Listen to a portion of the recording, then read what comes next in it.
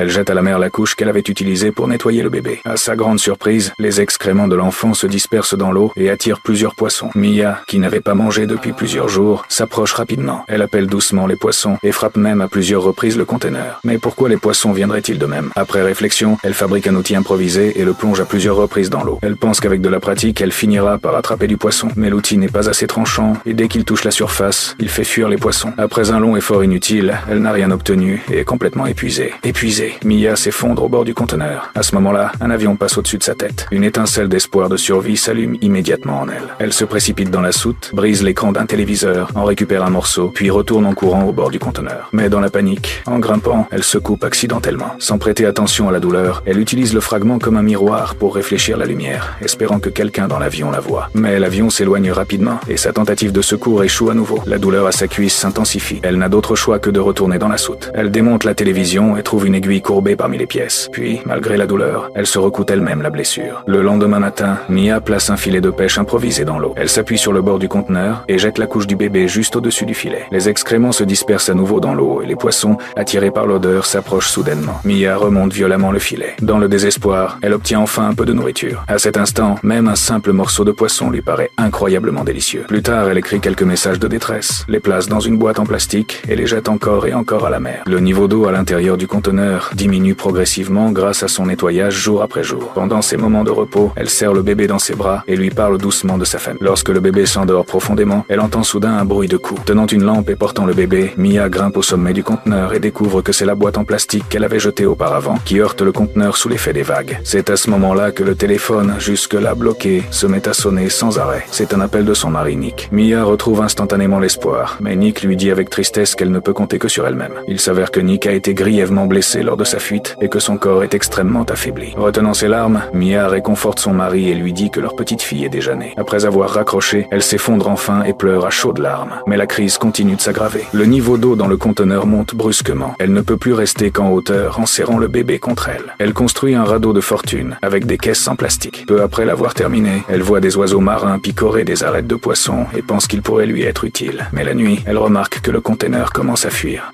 Elle plonge immédiatement pour vérifier, mais il est impossible de colmater la brèche. Le conteneur coule rapidement. Mia refait surface dans le désespoir. Mais en se retournant, elle découvre que sa fille, qui était sur le radeau, a disparu sans laisser de traces. Paniquée, elle crie partout, mais l'océan est infini et seul le silence lui répond.